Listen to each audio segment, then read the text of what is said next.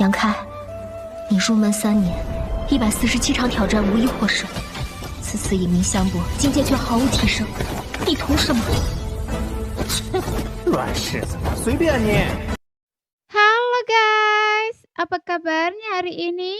Masih baik-baik aja kan? Di video kali ini kita akan melanjutkan cerita Donghua Martial Peak. Oke, nggak usah lama-lama lagi, kita langsung aja ke ceritanya.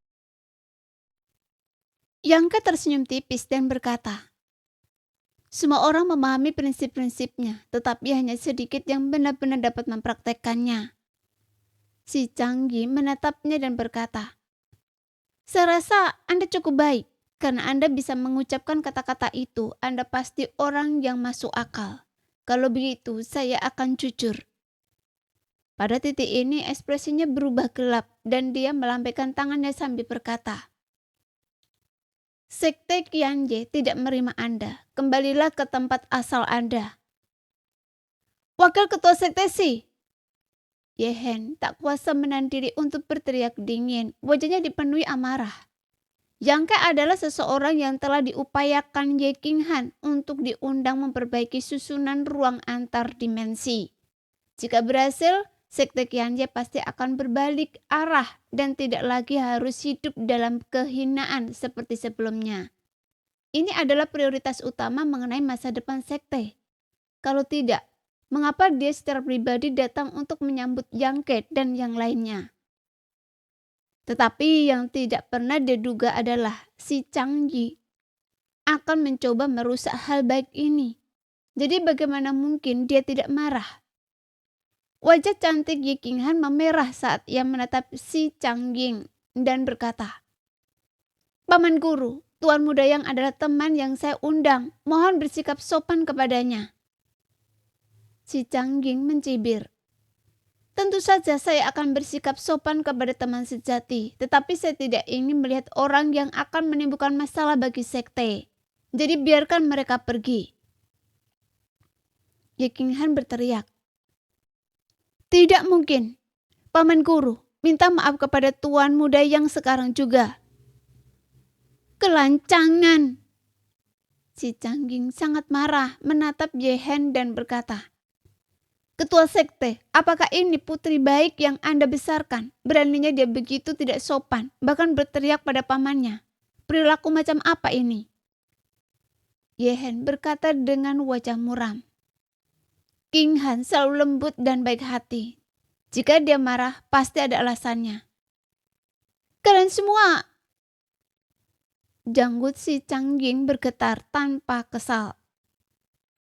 Sepertinya kemunculan saya telah menyebabkan beberapa perselisihan di sekte kalian. Yang Ke menyentuh hidungnya dan tersenyum. Nah, berhenti bicara omong kosong. Si Changyi berteriak dengan suara rendah menatap Yang Ke dengan tidak senang. Yang Ke terkekeh. Tuan tua, Anda sudah semakin tua, jangan mudah marah.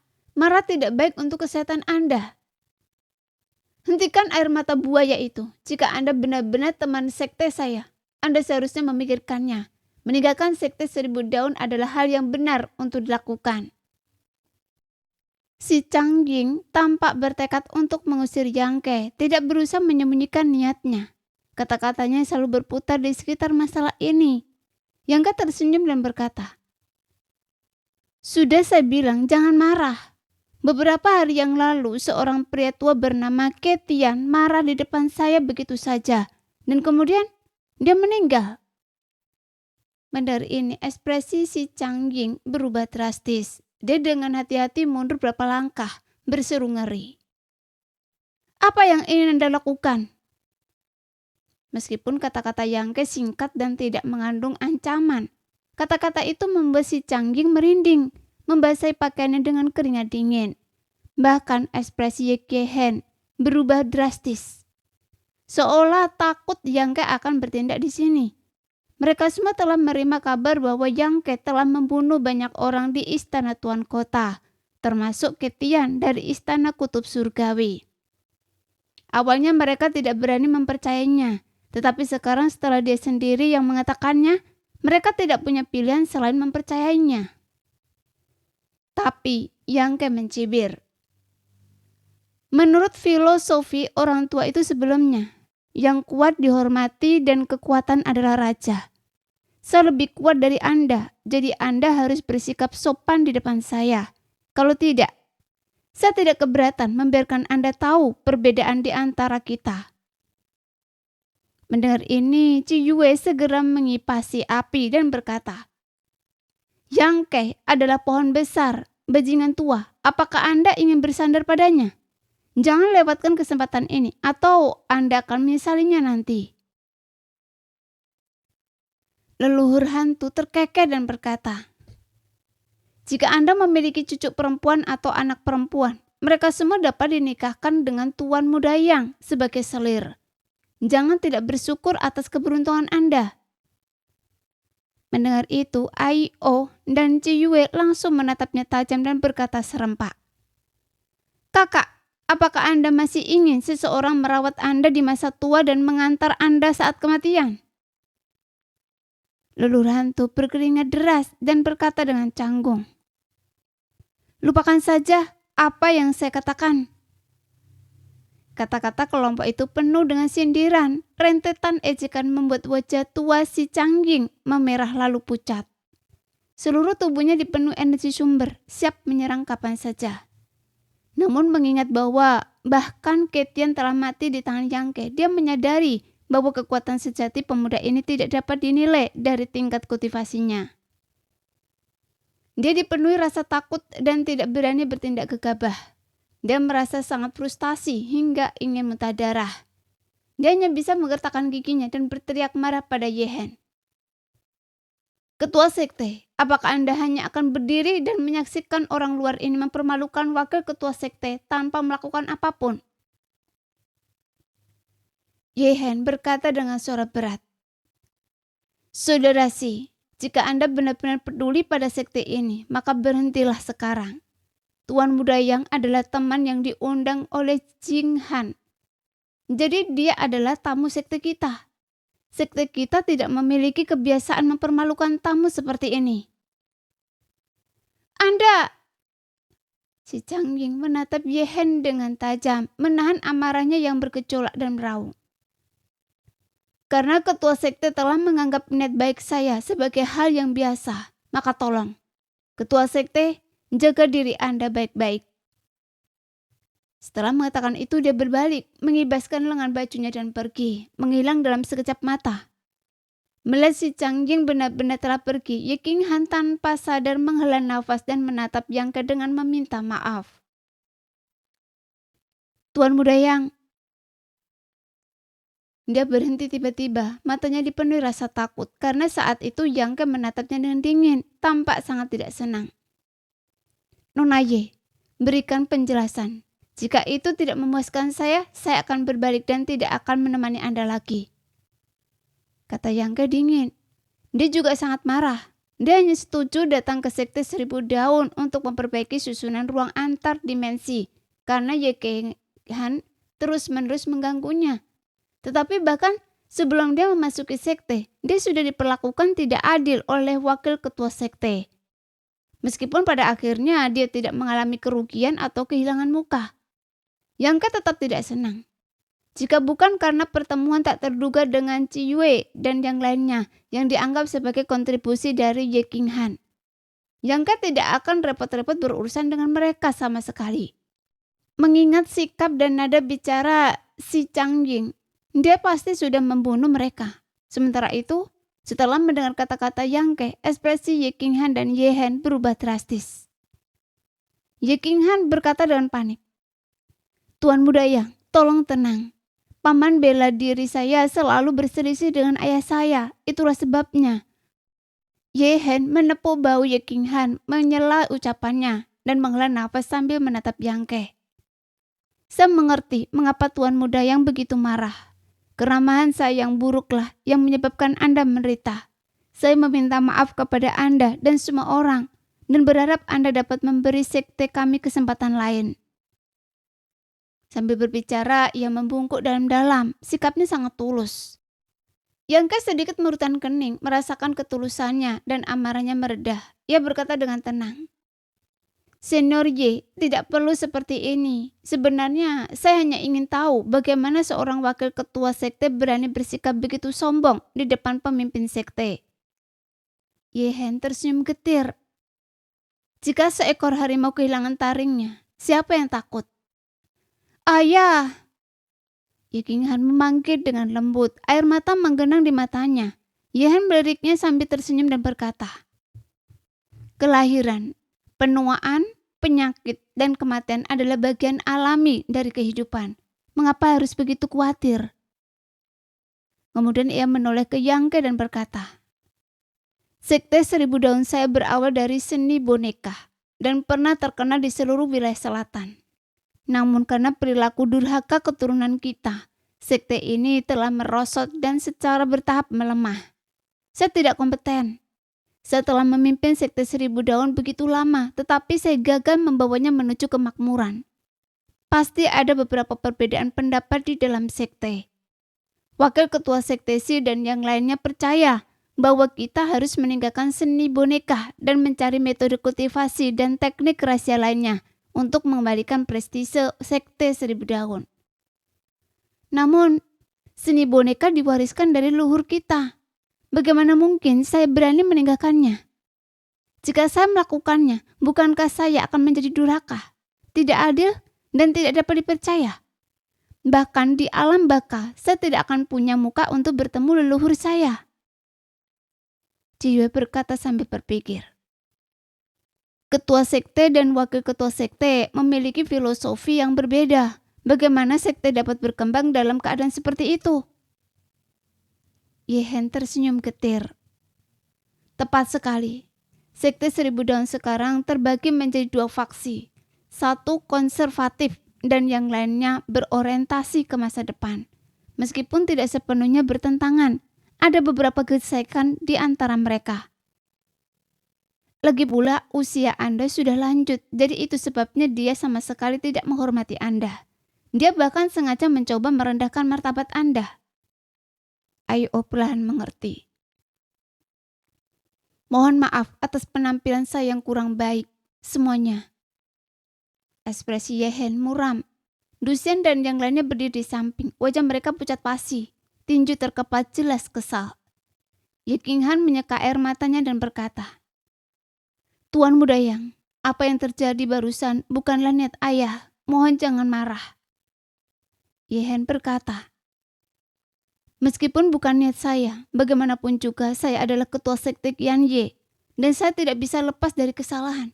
Jika Tuan Muda Yang benar-benar tidak ingin membantu sekte Qian Ye lagi, saya tidak akan memaksanya. Saya hanya benar-benar berharap Tuan Muda Yang akan bermurah hati dan memberi sekte saya kesempatan. Yang Ke menatapnya dan berkata dengan tenang. Meskipun wakil ketua sekte Si agak menyebalkan, apa yang dia katakan barusan benar. Saya telah menyinggung cukup banyak orang. Apakah ketua sekte Y tidak takut mendatangkan masalah pada diri sendiri? Yehen berkata, bahkan tanpa Tuan Muda Yang, sekte saya adalah duri dalam daging bagi mereka. Cepat atau lambat akan ada pertikaian. Terlebih lagi saat ini, begitu banyak orang melihat Tuan Muda Yang dan putri saya bersama di istana Tuan Kota. Bahkan jika Tuan Muda Yang pergi sekarang, sekte 1000 Daun saya tidak bisa tetap tidak terlibat. Yang Ke menyeringai dan berkata, Ketua sekte Y melihat segala sesuatu jauh lebih jelas daripada wakil ketua sekte Si. Yehen berkata, wakil ketua sekte Si berpikir bahwa jika Anda mundur secara sukarela, semuanya akan baik-baik saja. Hanya bisa dikatakan bahwa pemikirannya terlalu naif. Yang Ke berkata, bagaimana jika bahkan saya tidak berdaya untuk mengubah hal itu? Yehen merenung sejenak dan berkata, itu adalah takdir dan nasib. Biarkan semuanya berjalan sesuai jalannya dan jangan dipaksakan. Setidaknya ketika saya bertemu leluhur sekte saya di alam baka, 100 tahun kemudian, saya dapat memberitahu mereka dengan hati nurani yang jernih bahwa saya telah berusaha sebaik mungkin. Baiklah, kalau begitu saya akan berusaha sebaik mungkin. Yang Ke mengangguk. Ye Qinghan sangat gembira mendengar ini dan berseru dengan manis. Tuan Muda Yang, apakah Anda akan tinggal? Yehen tertawa terbahak-bahak. Gadis bodoh, apa yang Anda tanyakan? Sambil berbicara, ia menyingkir untuk memberi jalan bagi mereka dan berkata, Tuan Muda Yang dan semuanya, silakan. Yang tidak lagi sombong seperti sebelumnya, tetapi dengan sopan berkata, Pemimpin Sekte Ye, silakan juga. Yehen ragu sejenak, tetapi tetap berjalan masuk ke Sekte Seribu Daun bersama Yangke. Di sepanjang jalan, leluhur hantu dan yang lainnya dengan penasaran melihat sekeliling. Mata mereka berbinar-binar karena terkejut. Meskipun mereka telah berada di batas bintang selama 2 atau 3 tahun, mereka selalu aktif di dekat kota Tianhe. Ini adalah pertama kalinya mereka masuki sebuah sekte. Sekte Seribu Daun sekarang sedang mengalami kemunduran, tetapi dulunya merupakan sekte teratas di wilayah selatan. Warisan yang ditinggalkannya tidak tertandingi oleh sekte-sekte kecil itu. Bangunan-bangunan kuno dan sunyi serta jalan-jalan berkelok-kelok seolah menghubungkan ruang dan waktu, memungkinkan orang untuk menghargai keajaiban puluhan ribu tahun yang lalu. Meskipun sekte Seribu Daun tidak dapat dibandingkan dengan sekte-sekte tingkat atas saat ini, sekte ini masih memiliki kehadiran yang luar biasa berkat fondasi mendalam yang ditinggalkan dari puluhan ribu tahun yang lalu. Yangka mengamati dengan penuh minat saat ia berjalan. Namun ia dapat merasakan bahwa energi spiritual langit dan bumi di Sekte Seribu Daun tidak terlalu padat. Gunung suci dan tanah harta karun seperti itu kekurangan energi spiritual yang sesuai, menunjukkan bahwa urat bumi tidak luar biasa. Tempat seperti itu seharusnya tidak dipilih sebagai lokasi untuk mendirikan sebuah sekte. Namun leluhur pendiri Sekte Seribu Daun memilih untuk mendirikan cabangnya di sini. Jelas karena alam rahasia itu. Sama seperti Ben Zishan mendirikan istana ilahi Qingyang di pegunungan Qingyang. Keberadaan cermin perjalanan ilahi merupakan faktor penentu.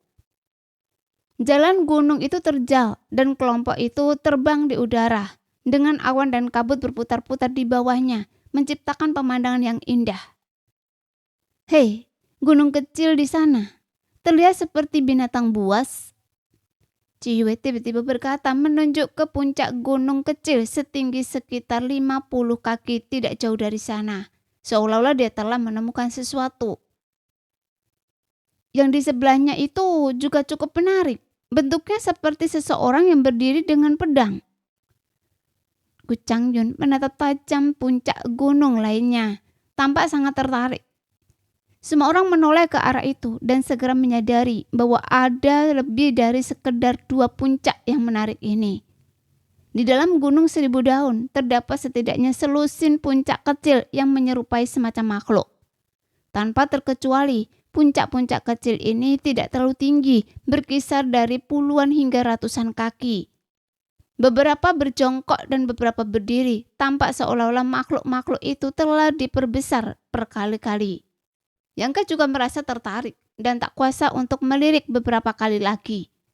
Namun ia dengan cepat mengubah ekspresinya dan indera ilahnya menembus tubuhnya, menyelimuti puncak-puncak kecil yang berbentuk aneh itu. Setelah beberapa saat ekspresinya sedikit berubah dan ia berkata dengan ngeri, Ketua Sekte Ye, puncak-puncak kecil ini tidak sesederhana kelihatannya di permukaan kan? Yen tersenyum dan berkata, Tuan Muda Yang memang berwawasan luas, mampu melihat ini. Saya mengagumi Anda. Benarkah seperti yang saya pikirkan? Ekspresi Yangke langsung berubah serius. Yen mengangguk. Benar, persis seperti yang dipikirkan Tuan Yang. Ayah, apa yang ayah bicarakan? King Han menatap ayahnya dengan tatapan kosong, tidak mengerti apa yang sedang dibicarakan ayahnya dan Yangke. Ciyue dan yang lainnya juga bingung, tetapi tidak berani bertanya. Yangke merasa hormat dan memuji. Nenek moyang Anda memang tokoh yang luar biasa. Awalnya saya mengira Nona Ye melebih-lebihkan kejayaan Sekte Seribu Daun di masa lalu, tetapi sekarang tampaknya dia tidak berbohong sama sekali. Yen menghela nafas. Meskipun fondasinya masih ada, warisannya telah menurun, jadi saya malu. King Han berkata, Ini bukan salah ayah. Jika nenek moyang kita tidak kehilangan warisan, kita tidak akan berada dalam situasi ini. Lancang. Ye-hen menatap tajam Ye King-han. Beraninya Anda mengomentari tindakan nenek moyang kita? Ye King-han cemberut, tampak tidak senang. Melihat Ye-hen yang murung, Yang Ke tidak bertanya lebih lanjut. Namun kesannya terhadap Sekte Seribu Daun membaik secara signifikan. Ia merasa bahwa jika Sekte Seribu Daun benar-benar dapat memulihkan warisan-warisan itu, sekte tersebut mungkin akan naik level sekte teratas 100 tahun kemudian. Karena puncak-puncak kecil yang tampaknya biasa saja hanya agak aneh. Saja sudah cukup untuk mencapai hal itu. Tak lama kemudian rombongan tiba di puncak utama Gunung Seribu Daun, Puncak Seribu Daun. Seperti sekte-sekte lain, puncak itu dipenuhi pavilion dan menara. Dibangun dengan megah, yang jelas menunjukkan pentingnya puncak itu sebagai sekte Seribu Daun. Di puncaknya berdiri sebuah aula kuno, kokoh, memancarkan aura zaman kuno. Rombongan mendarat di depan aula. Anggota sekte Seribu Daun lainnya tampaknya telah menerima kabar tersebut dan sedang menunggu. Setelah melihat Ye-hen dan Yang Ke, mereka semua membungkuk dengan hormat. Tetapi si Changjing tidak terlihat dimanapun. Kemudian Ye-hen memperkenalkan Yang Ke kepada anggota perpangkat tinggi Sekte Seribu Daun satu persatu. Setelah bertukar sapa, Ye-hen memimpin Yang Ke dan yang lainnya ke aula utama untuk menyambut mereka. Di luar aula, para prajurit yang mengenakan baju besi hitam dan memegang tombak berdiri berjaga di kedua sisi. Selain itu, berbagai makhluk iblis membentuk aneh bergeletak di tanah, tak bergerak. Saat Yang Ke dan kelompoknya melewati para penjaga ini, mereka tetap diam, bahkan tidak berkedip, dan tidak menunjukkan niat untuk membungkuk. Hal ini membuat Yang Ke merasa aneh. Setelah melirik para penjaga beberapa kali lagi, dia tiba-tiba berhenti, tubuhnya gemetar dan melepaskan indera ilahnya untuk memindai para penjaga dengan terkejut. Ye-hen juga berhenti, tersenyum pada Yang Ke. Master Sekte Yang, ada apa? Tanya Ku Changjung, bingung, tidak tahu apa yang telah ditemukan Yang Ke. Yang Ke melihat sekeliling sejenak sebelum menarik nafas dalam-dalam dan menatap Ye-hen dan berkata, Ketua Sekte Ye, semua penjaga ini boneka. Apa? Ciyue dan yang lainnya melebarkan mata mereka karena tidak percaya. Mereka para penjaga yang terdiri di kedua sisi dan melepaskan indera ilahi mereka untuk menyelidiki. Sesaat kemudian mereka semua menatap dengan mata lebar, tampak sangat tidak percaya. Sebelumnya mereka tidak terlalu memperhatikan, hanya merasa para penjaga itu memancarkan aura aneh. Tetapi setelah diingatkan oleh Yang Ke, mereka menyadari bahwa para penjaga ini yang mengenakan baju zirah hitam dan memegang senjata bukanlah makhluk hidup, melainkan boneka yang sangat mirip manusia. Mereka tampak tidak dapat dibedakan dari manusia sesungguhnya. Bahkan kulit yang terlihat di luar baju zirah, mereka memiliki warna yang sama dengan orang normal. Ciyue dan yang lainnya kemudian melihat sekeliling lagi dan menemukan bahwa berbagai binatang buas iblis yang merayap di tanah juga tampak seperti boneka. Sekarang mereka benar-benar terkejut. Ye-hen tersenyum dan berkata, Ini adalah beberapa boneka tingkat bumi di sekte kami. Mohon maaf atas kualitasnya yang buruk. Ini hanyalah efek dari pil Suanlang. Meskipun darah laba-laba wajahnya dipenuhi dengan kebanggaan yang luar biasa. Jelas sangat bangga dengan kekuatan sektenya. Anggota berpangkat tinggi lainnya dari Sekte Seribu Daun juga menunjukkan ekspresi bangga. Yang Ke mengangkat alisnya dan bertanya, boneka juga dibagi menjadi beberapa tingkatan? Ye-hen menjawab, tentu saja. Di Sekte Seribu Daun saya, semua boneka dibagi menjadi 4 tingkatan. Langit, bumi, mendalam, dan kuning. Setiap tingkatan dibagi lagi menjadi 3 level. Semakin tinggi tingkatannya, semakin kuat bonekanya.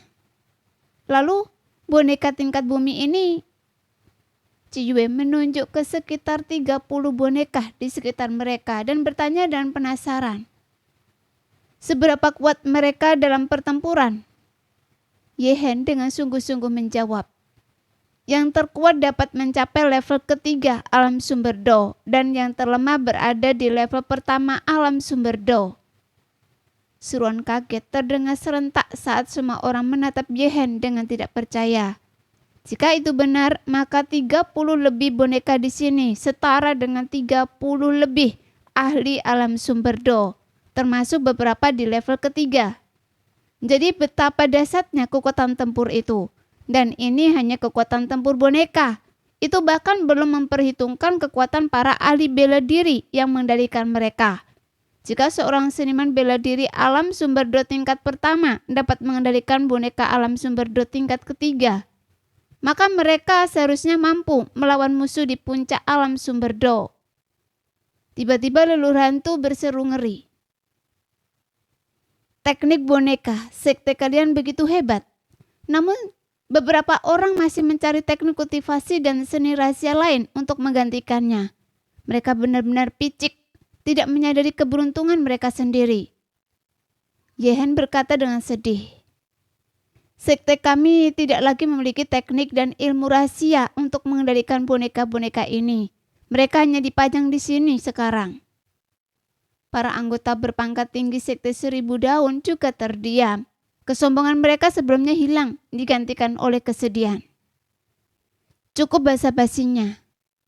Yehen dengan cepat mengganti topik pembicaraan, jelas tidak ingin melanjutkan diskusi tentang topik yang suram ini.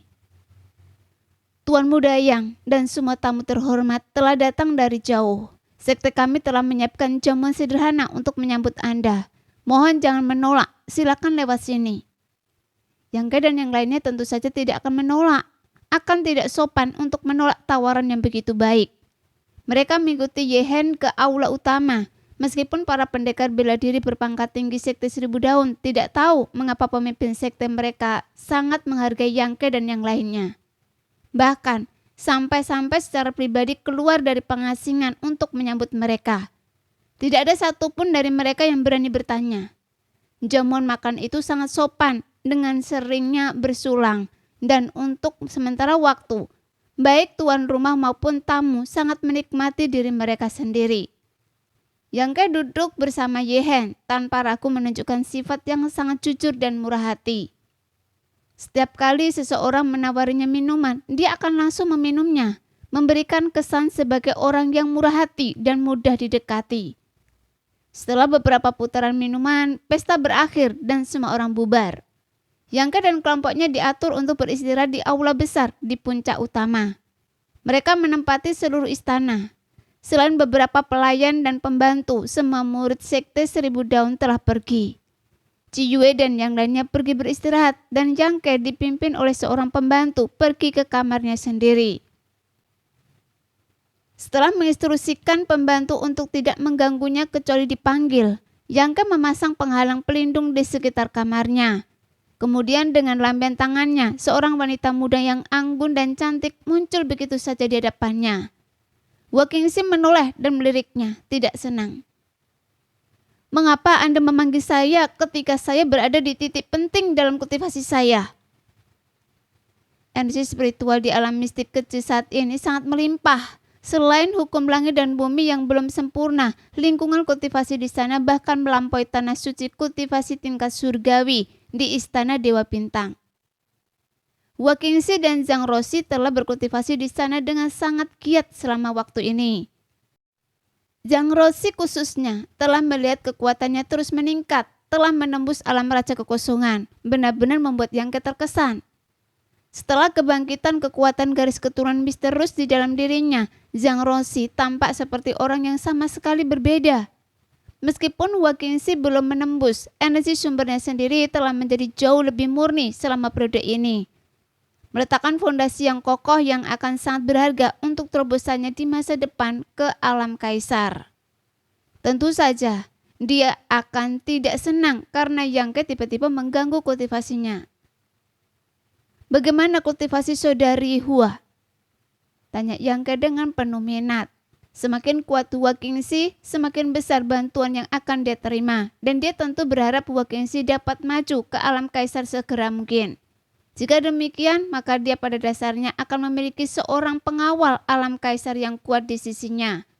mampu mengalahkan siapapun yang dia inginkan. Hua Qingxi mengerutkan kening dan berkata, masih sedikit kurang, selalu ada perasaan kurang. Mungkin kesempatannya belum tiba. Nada suaranya agak frustasi. Lagi pula, Yang Ke bahkan telah memberinya barang berharga seperti pil Taimyo. Jika dia masih tidak bisa maju ke alam kaisar, itu tidak masuk akal. Terburu-buru hanya akan mendatangkan kerugian dalam kultivasi.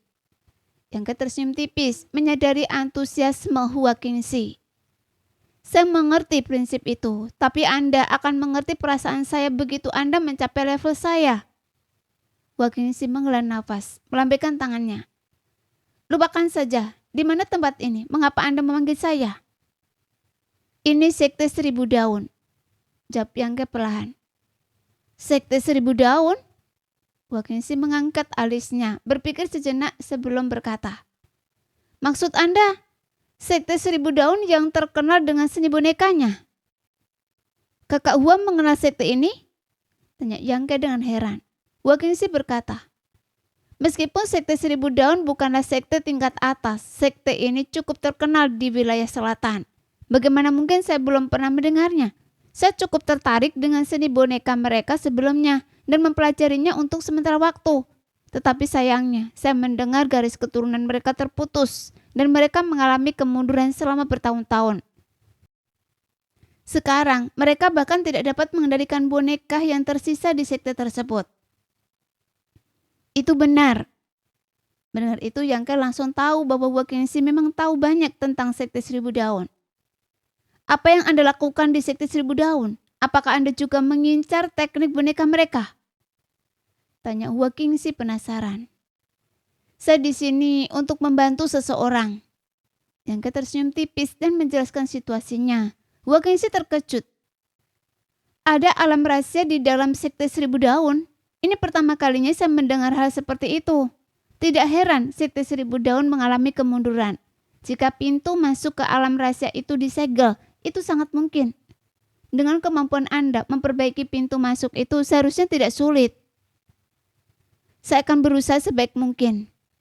Yang Ke mengangkat bahu. Hua Qingxi tiba-tiba tersenyum misterius dan berkata, Tuan Muda Yang, jika kita dapat menemukan warisan Sekte 1000 Daun di alam rahasia itu, bisakah Anda membuat salinannya untuk saya lihat? Itu bukan ide yang bagus. Yang Ke meliriknya dari samping. Lagi pula, itu warisan orang lain. Apa gunanya Anda mengamati dan mempelajarinya secara diam-diam? Hua Qingxi cemberut. Sepertinya Anda tidak tertarik. Mau saya pelajari atau tidak, saya akan segera naik pangkat menjadi kaisar yang mulia. Dan saya tidak punya waktu untuk mempelajari hal-hal itu sekarang. Yang Ke terkekeh dan berkata, saya akan mencobanya. Hua Qingxi berkata, begitu lebih baik. Saya dengar boneka Sekte 1000 Daun terbagi menjadi 4 tingkatan, langit, bumi, mendalam, dan kuning. Saat ini orang-orang Sekte 1000 Daun hanya bisa mengendalikan boneka di bawah tingkat mendalam. Metode untuk mengendalikan boneka di atas tingkat bumi sudah lama hilang. Benar, di puncak utama ini ada lebih dari 30 boneka tingkat bumi, tetapi Yehen dan yang lainnya sama sekali tidak bisa mengendalikannya. Sepertinya ada cukup banyak boneka tingkat surga juga. Yang Ke tampak heran, mengingat puncak-puncak kecil aneh yang pernah dilihatnya sebelumnya dan merasakan kejutan yang mendalam di hatinya. Hua Qingxi tersenyum dan berkata, lalu, tahukah Anda bahwa di atas boneka tingkat surga ada boneka tingkat roh? Mata Yang Ke membelalak heran. Boneka tingkat roh? Hua Qingxi mengangguk.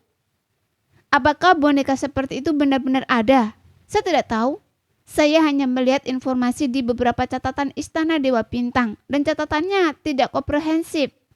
Seperti yang Anda tahu, Istana Dewa Bintang adalah organisasi besar yang kuat dan mereka memiliki beberapa penelitian tentang teknik rahasia sekte-sekte besar di wilayah selatan dan bahkan seluruh batas bintang.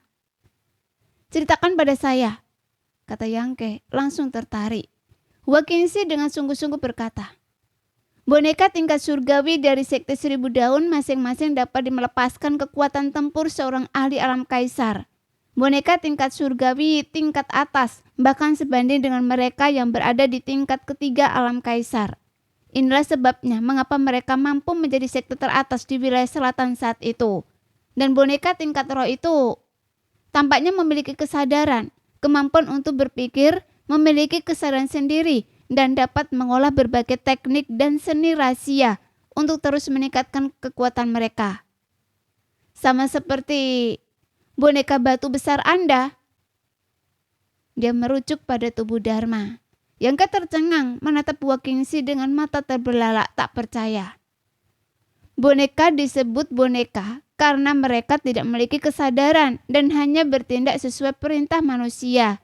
Jika mereka bisa berpikir, memiliki kesadaran, dan bahkan meningkatkan kekuatan mereka melalui kultivasi, boneka macam apa mereka? Itu jelas hak yang hanya dimiliki oleh makhluk hidup. Wakingsi terkekeh. Saya tidak tahu apakah itu benar atau tidak, tetapi itulah yang saya lihat tercatat dalam teks-teks kuno.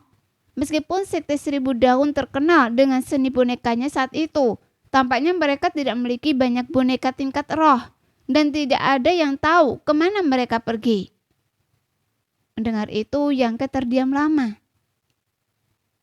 Gagasan tentang boneka yang mengembangkan kesadaran tampak mengada-ngada pada pandangan pertama, tetapi setelah diperiksa lebih dekat, itu tidak sepenuhnya mustahil. Dunia ini luas, dipenuhi dengan keajaiban yang tak terhitung jumlahnya. Bahkan Liu Yan adalah manifestasi dari roh senjata. Mengapa boneka tidak bisa mengembangkan kesadaran? Hanya saja peluang yang dibutuhkan terlalu banyak. Ngomong-ngomong, kenapa Anda manggil saya? Kalau tidak ada hal lain, saya harus kembali untuk kultivasi. Wakingsi tak kuasa bertanya ketika melihat Yangke berdiri di sana dengan linglung untuk waktu yang lama. Yangke tersadar dari lamunannya dan berkata, "Saudari Huo, jangan kembali dulu, saya butuh bantuan Anda." "Ada apa?" "Dalam perjalanan ke sekte 1000 daun, saya bertemu beberapa kenalan lama, tetapi wakil pemimpin sekte itu tampaknya tidak memiliki kesan yang baik tentang kita. Saya khawatir jika saya tidak ada di sekitar, orang tua itu mungkin akan melakukan sesuatu kepada mereka." Jelas Yangke perlu memperbaiki susunan spesial sekte 1000 daun.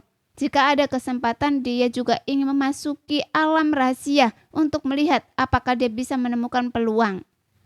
Tentu saja dia tidak bisa tinggal bersama Ci Yue dan yang lainnya sepanjang waktu. Ci Yue dan yang lainnya hanya berada di tingkat pertama alam sumber Do, sementara si Changying berada di tingkat ketiga. Perbedaan kultivasi mereka sangat signifikan. Jika si Changying diam-diam menyerang saat Yangke pergi, Ci Yue dan yang lainnya tidak akan berdaya untuk melawan. Memanggil Wakingsi adalah untuk melindungi Ci Yue dan yang lainnya secara diam-diam. Setelah menyampaikan pikirannya kepada Wakingsi, dia langsung setuju dan berkata, "Tidak masalah, Tuan Muda Yang, Anda fokus saja pada urusan Anda sendiri. Dia baru berada di tingkat ketiga alam sumber Do. Jika dia benar-benar ingin mencari kematiannya sendiri, saya tidak keberatan mengantarnya pergi." Saat dia berbicara, matanya memancarkan cahaya dingin. Jelas kesal karena pria ini telah menyebabkan dia menunda kultivasinya, dan dia sangat tidak senang. Meskipun Wakingsi dan si Changying memiliki tingkat kultivasi yang sama, latar belakang mereka berbeda.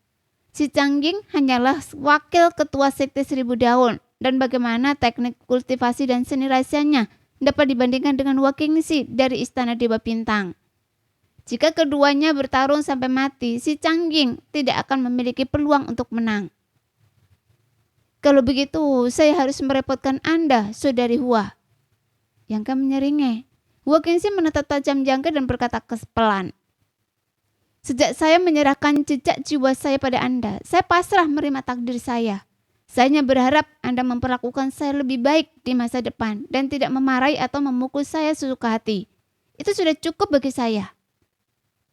Sambil berbicara, ia bahkan mengulurkan tangan dan menyeka sudut matanya, tampak siap mengikuti Yangke kemanapun ia pergi. Mendengar itu, wajah Yangke dipenuhi keringat dingin, menyeka dahinya dan berkata, "Saudari Hua, jangan bicara seperti itu pada saya di depan wanita iblis itu, atau saya akan mati." Wakingsi tampak kesal dan mengerutkan bibir merahnya. Tuan Muda Yang, apakah Anda tidak puas dengan saya, Rosi, dan Liu Yan? Anda masih saja memprovokasi wanita lain. Apa yang kita miliki sebagai saudara perempuan yang tidak bisa dibandingkan dengan yang lain? Keringat dingin mengalir di dahi Yang Ke dan ia berkata dengan canggung, "Berhenti bermain-main atau saya akan memukul Anda." Wak Ingsi terkikik, memutar tubuhnya dan berlari ke pintu, berbalik dan berkata, "Tuan Muda Yang sangat takut pada wanita iblis itu. Sepertinya Anda memiliki pengaruh atas dirinya. Apa yang Anda lakukan?"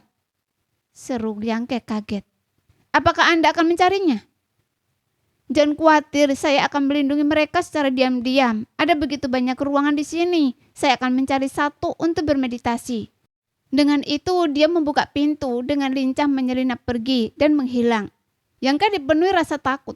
Dia melepaskan indera ilahnya dan menyadari bahwa Wak Ingsi memang baru saja pergi ke sebuah ruangan untuk berkultivasi, yang membuat pikirannya tenang. Keesokan harinya, Ye King Han datang menemui Yang Ke. Namun yang mengejutkan Yang Ke, Ye King Han tidak menyebutkan perbaikan susunan spesial. Sebaliknya dia membawa beberapa ramuan obat.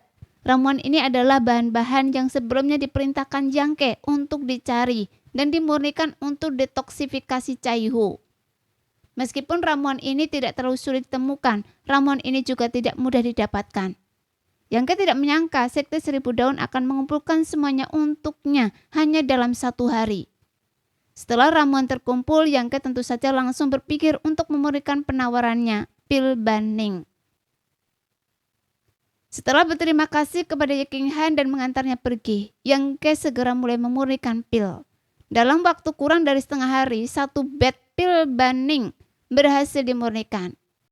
Di kamar Caihu, Ciyue dan yang lainnya tiba setelah mendengar kabar tersebut, mengawasinya dengan cemas. Caihu memegang botol giok berisi 6 pil spiritual bulat. Dia duduk di tanah, memegang botol itu, agak termenung. "Yang Ke, apakah ini pil Banning yang Anda sebutkan?" Ciyue menoleh ke Yang Ke dan bertanya. "Iya." Yang Ke mengangguk, berbicara dengan solemn. "Senior Chai dapat meminum 1 sekarang. Kalian semua bantu dia memurnikan obatnya. Dia harus meminum pil lain 3 hari kemudian. Setelah setengah bulan, racun iblis akan hilang." Mendengar ini, tubuh Caihu gemetar. Dia mendongak ke arah Yang Ke, menelan ludah dan berkata, "Setelah racun iblis sembuh, tingkat kultivasi saya masih di tingkat ketiga alam raja kekosongan." Yang Ke tersenyum tipis. Mendengar ini, ekspresi Caihu menjadi muram. Dan yang lain juga merasa sedih. Mereka semua berpikir bahwa hidup Caihu ditakdirkan untuk tetap seperti ini, tanpa kemungkinan peningkatan lebih lanjut. Tapi Yang Ke melanjutkan, "Namun, selama Anda terus berkultivasi, Anda akan pulih dengan cepat." Mata Caihu tiba-tiba berbinar saat dia menatap Yang Ke dengan seksama dan berkata, "Tuan Muda Yang, apakah maksud Anda saya dapat pulih ke keadaan saya sebelumnya?" Yang Ke menjawab, "Tentu saja, kultivasi senior Chai hanya ditekan karena racun iblis. Belum lama dan fondasinya masih utuh. Selama dia berkultivasi dengan tekun, dia akhirnya akan pulih." Lalu hantu bertanya dengan gugup, "Ketua sekte, apakah Anda yakin?" Yang Ke tersenyum dan berkata, "Bagaimana mungkin saya bercanda tentang hal seperti ini? Itu luar biasa." Ciyue langsung merasa lega, seolah-olah beban berat telah terangkat dari hatinya. Jika kultivasi Caihu benar-benar berhenti, sejak saat itu semua orang, termasuk dirinya, akan dipenuhi dengan kegelisahan seumur hidup mereka. Lagi pula Caihu telah tinggal sendirian untuk menghadapi bahaya demi memberi mereka waktu. Tetapi sekarang, setelah Yang Ke mengatakan bahwa kultivasi Caihu akan berjalan tanpa hambatan di masa depan, mereka tentu saja sangat gembira. Nah, sekian dulu cerita kali ini. Kita lanjut lain hari ya guys ya. Bye-bye.